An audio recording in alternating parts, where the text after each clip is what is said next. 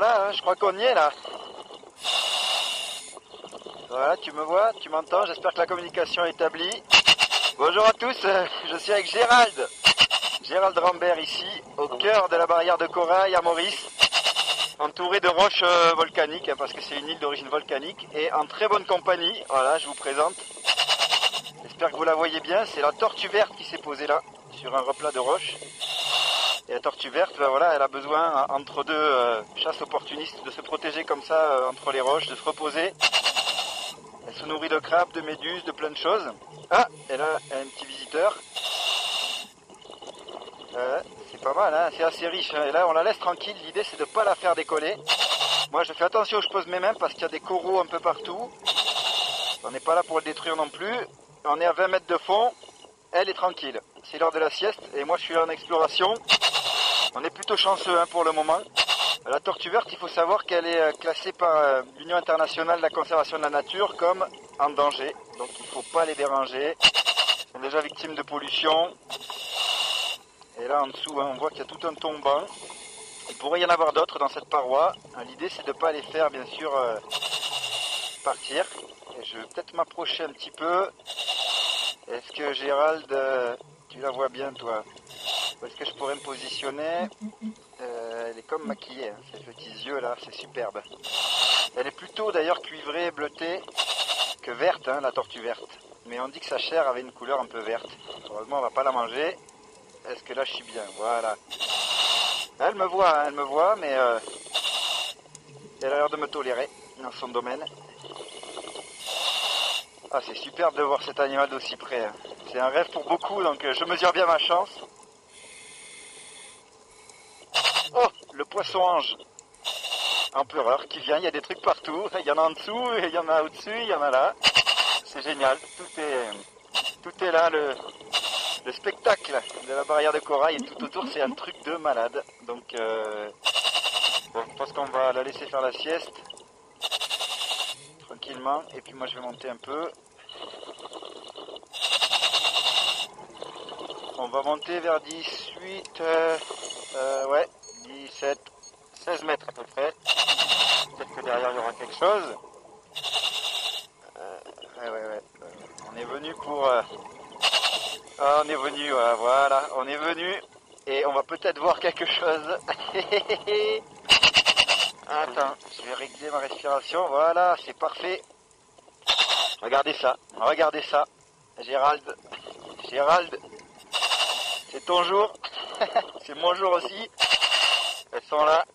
Oh là là, énorme. Et vivre ça en direct.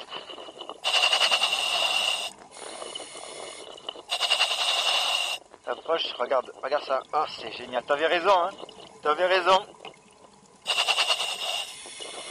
Ah, on a du corail de feu tout autour de nous. On va faire attention où on met les mains. Et voilà. Donc ça, ce sont des raies-aigles qui volent comme des aigles, d'où leur nom. Ah là là. Et les raies-aigles, alors j'espère qu'on va bien les voir, hein, mais il faut éviter de trop s'approcher. Elles pourraient partir. Et Gérald, tu m'as bien dit hein, qu'il fallait rester là. Hein. Pas trop dépasser. Alors attends. Ouais.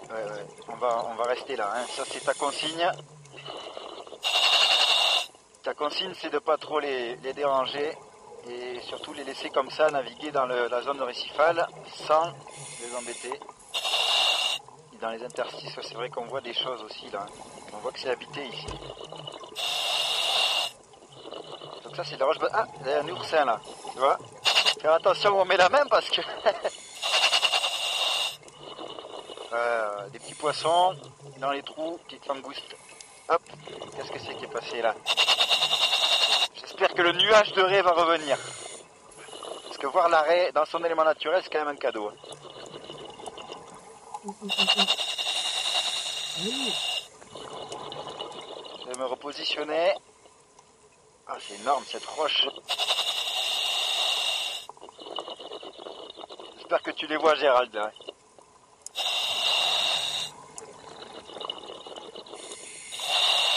Ah là là. Aux premières loges. Ah, il y en a une qui décroche. Ah, c'est marrant. On est sûr que c'est des raies-aigles hein, parce qu'elles ont ce ventre très clair. Et le dos plus foncé, si on voyait de près, on comprendrait pourquoi on les appelle les raies aigles léopards, parce qu'elles ont des petites taches blanches, je sais pas si on va voir ça. Il y a quand même une turbidité de l'eau, c'est-à-dire que l'eau elle est quand même assez trouble, mais si on respecte la distance, elle pourrait revenir. On voit le corail de feu un peu partout qui blanchit par endroits, c'est pas forcément un bon signe, mais c'est quand même un super univers là.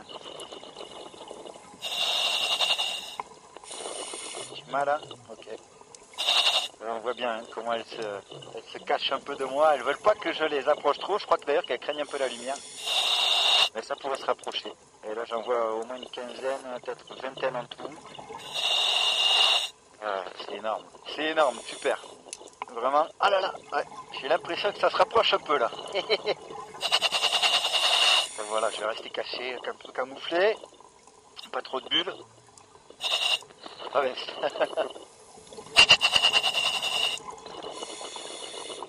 Vas-y Gérald, si toi tu le sens, c'est toi qui les connais, et moi ils me connaissent pas. Ah, quelle élégance dans l'eau là. Et tu me disais que c'est bien hein, leur... Ah, regarde, il y en a deux qui décrochent là. C'est super man, quand le blanc rejaillit là à l'image, j'imagine que ça doit être super. C'est toute une poésie les raies, hein. On voit bien que leur envergure, la raie aigle elle peut atteindre 2 à 3 mètres d'envergure. Hein. Et elles ont une longue queue. Tout ça, ça les sert à se stabiliser. Elles vont jouer avec leur flottabilité. Voilà, j'espère qu'elles vont pas disparaître.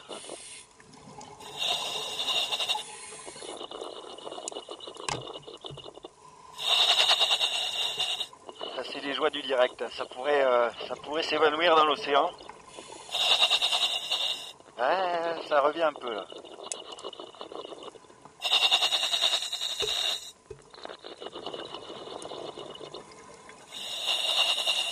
Des ombres. Hein. Et les règles, elles sont menacées. Elles sont menacées par la surpêche. Les pollutions en tout genre. Elles sont quand même assez prisées dans l'assiette dans certains pays. Et les petits poissons chirurgiens qui se baladent.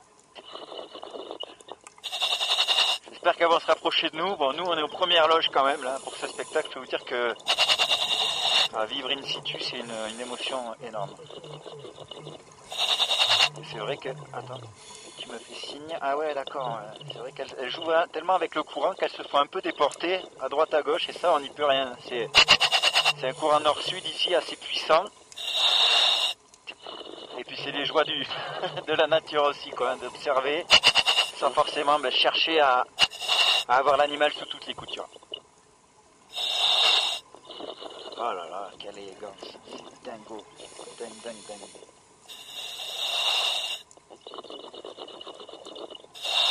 On a mesuré des règles de près de 10 mètres, peu comprises.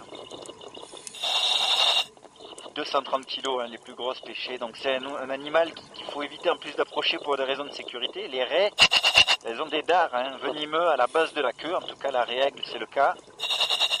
Et elles peuvent s'en servir. Il y a eu quelques accidents. Donc il faut respecter ces animaux qui sont des prédateurs supérieurs. Hein. La raie aigle, elle se nourrit de tout ce qui est mollusques, de tout ce qui est crustacés. Elle a des dents très puissantes pour les broyer. Elle a peu d'ennemis. Il y a quelques requins qui vont attaquer un peu les raies, les très jeunes raies, dont le requin marteau. Mais bon, là, elles ont l'air assez cool. D'ailleurs, c'est des poissons cartilagineux, les raies.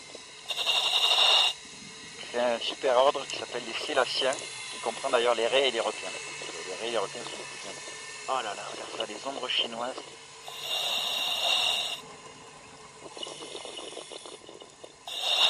Gérald, tu me fais un beau cadeau là.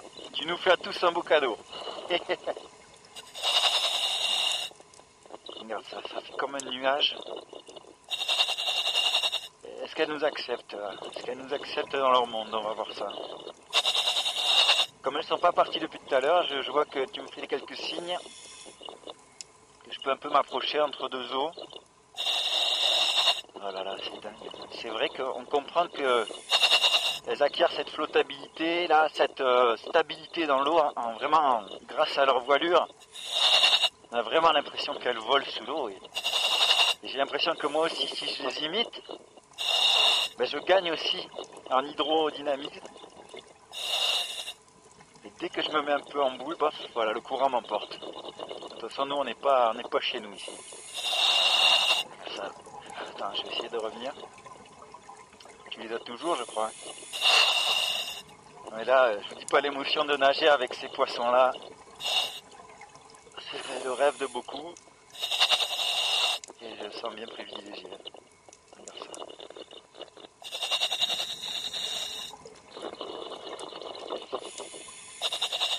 Toujours respecter cette distance de sécurité pour eux et pour nous.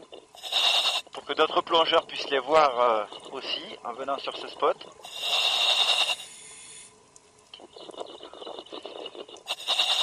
Et pour qu'elles ne soient pas dérangées, parce que c'est pas des migrateurs, les raies. Elles vont vraiment adopter un territoire, un domaine. Elles peuvent s'en éloigner, mais elles y reviennent régulièrement. Sauf s'il y a du dérangement. Donc l'observation, ça c'est toléré, mais pas le contact. Pas pénétrer leur sphère de sécurité. Enfin, j'essaie de revenir.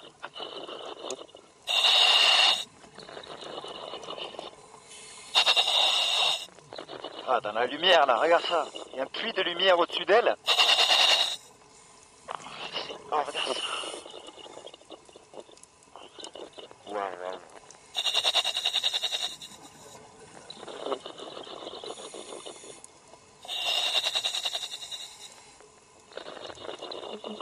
Il n'y a rien à dire.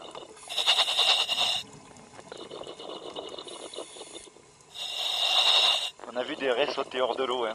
On ne sait pas si c'est par jeu, comportement social, pour se débarrasser des parasites, on ne sait pas trop, mais parfois elles s'essayent à l'élément aérien. Grâce, j'ai jamais vu ça. La raie-aigle, léopard et un poisson chirurgien, un chirurgien licorne au milieu qui doit profiter de la protection d'un groupe de raies. Et voilà. Et le ventre blanc qui ressurgit. Extraordinaire. Extraordinaire. Pour un premier live sous-marin, un petit pas pour l'homme, un grand pas pour les raies. Regarde ça, regarde ça. On voit bien le dos avec les ocelles de léopard. Des taches blanches sur un dos plus foncé, bleu foncé. J'en reviens pas là. J'en reviens pas. Une observation de folie. Grâce à Gérald, merci à toi et à ton équipe de chez Sundiver. J'espère que vous avez compris que la morale, c'est que les poissons, c'est bien plus que des sushis. Il faut les protéger, les respecter. Et moi, je vous dis à la prochaine. Et je vais vous faire une petite nage du homard. À bientôt sur Wildlife.